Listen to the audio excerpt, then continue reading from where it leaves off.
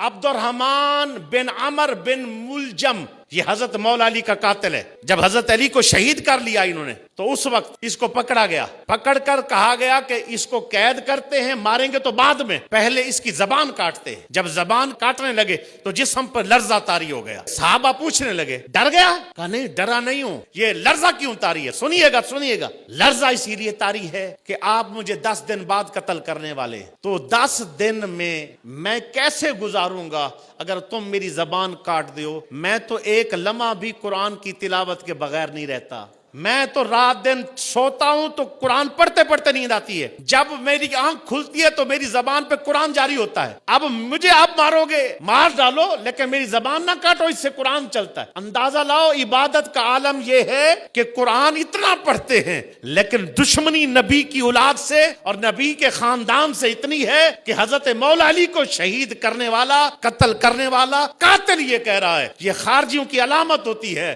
कि वो इबादत पे तो जोर होगा, लेकिन नबी के साथ और नबी की औलाद के साथ वैर होगा। भाई 6 अहले बैत के अफराद, हजरत इमाम मूसा काजिम तक, इमाम अहमद रजा तक जेल में रहे हैं और इन लोगों ने जहर दे देकर उनको कत्ल किया है।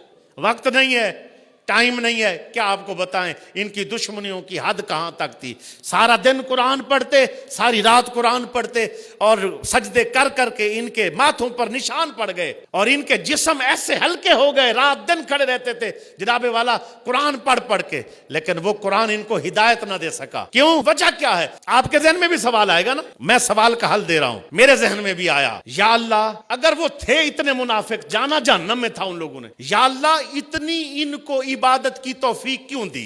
सुनिएगा वजह क्या है। वजह यह है कि जिस वक्त बंदा एक काम करके मेहनत कर कर करके माल जमा कर लेता है, अब उसको यह होता है इस माल से मैं फायदा उठाऊंगा।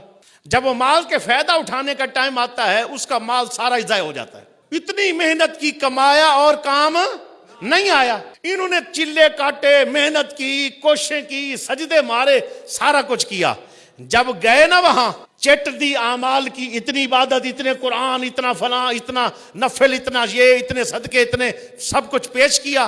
कहा जाने दो, अब कुरान पढ़ने लगा हूं। सूरह साफात आयत नंबर 25, वाकिफूहुम, रोको इनको, इन्नहुम मसऊलून, इनसे सवाल होना है। कुरान लेके आए, सजदे लेके आए, हज लेके आए, इबादत लेके आए, सब कुछ लेके, उम्रे लेके आए, जन्नत की टिकट पास है, जन्नत जा रहे, जन्नत के दरवाजे पर खड़े हैं। वाकिफूहुम इन्नहुम मसऊलून, इनसे एक सवाल बाकी है, अभी भी बाकी है। कहा हाँ, क्या सवाल है? का सवाल ये बताओ, अहले बैत से प्यार था कि नहीं? अगर अहले बैत के दुश्मन है, उठा के मारो सजदे इनके मुंह पर। अब वो चीखे मारेंगे, हाय जन्नत ये थी, एक ही कदम बाकी था, जन्नत में जाने वाले थे, महरूम हो गए, मारे गए, बर्बाद हो गए, हलाक हो गए, हमारी तो सारी मेहनत अकारत हो गई, बर्बाद होगी, तबाह हो गई। अल्लाह भी इसीलिए तौफीक देता है, रगड़ो, लगे रहो, सब कुछ रहो, सारा कुछ तेरे मुंह पे मारूंगा, जितनी चाहे मेहनत कर लो। अगर नबी से, नबी के असहाब से, सरकार की औलाद से वफा नहीं की तो अल्लाह उठा के हर चीज मुंह पर मारेगा। आओ सुन्नी, तेरे मुकद्दर पर कुर्बान जाऊं।